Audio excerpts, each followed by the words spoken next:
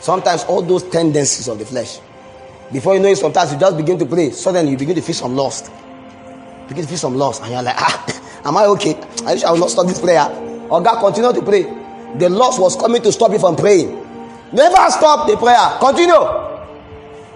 You are praying and not feeling elected. Oh God, continue praying. Let one part of your body not drive you out to hell. No, let it go itself. If you can go, let it go. I get what I'm saying now. A lot of times you begin to pray, begin to feel certain fire of lust born. No pray. Pray them all. It will go away. I have prayed to a point, demon jump out of my body, and he told me bye bye. I said, that's good. What are you waiting for since? I prayed. Fire was burning me. I knew that anything that is inside of me that don't look like God at that moment will go away. Have you prayed before? Your intestine was shaking. It's as if even your sweat was burning. At that kind of a time, nothing like the monk can stay close to you. He can never. I'm telling you. He jumped out and he left. So there are a lot of times there are tendencies in your flesh.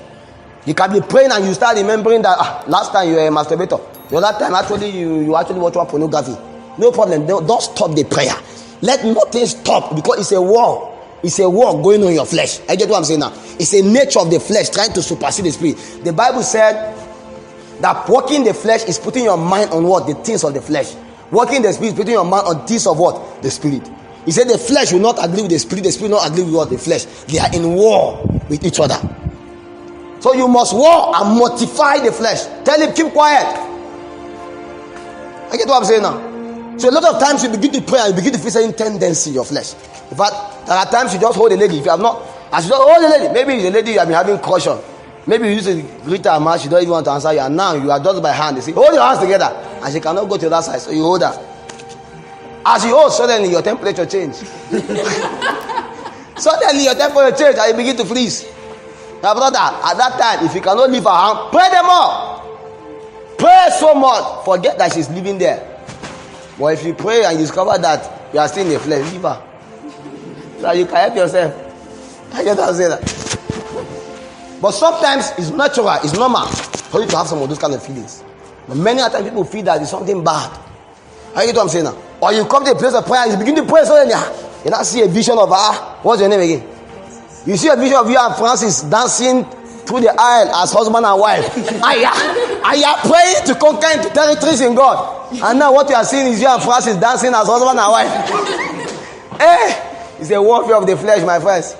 Let that one not stop you from praying. You can laugh small, but just continue to pray. I get what I'm saying?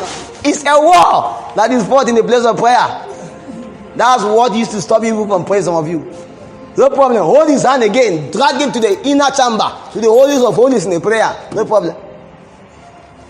Lady told me she began to pray with the guy. She heard his hand. She see that she's going to marry him. I said, no problem. Don't stop the prayer. Continue praying. When you are done praying, we'll discuss whether you marry him or not. I get what I'm saying? So that's how it works. It's a warfare of the flesh sometimes, because sometimes your flesh has certain desires and you cannot stop it. As long as you are in this body, you can never. One guy told me he want to kill his flesh. I said, you are going to die. You are going to die. The only way the flesh will die is when you die. You only mortify, you only control it, you only subdue it. You can't kill it. It's part of you. It's part of you. I get what I'm saying now. Because this body you see is very important. It's very important. The nature of the flesh in you is what you mortify, because it cannot die. It's what will take your level of alignment to God. Then, better you are just a robot now. At least robots are all these intelligent and artificial. They don't even have intelligence. And learn that some of them now start thinking self. You see now. You don't want to have emotions. You don't have to have feelings. In fact, I don't want somebody like that. God put them tentatively. It's for your own good. Just that you should be able to control them and mortify them.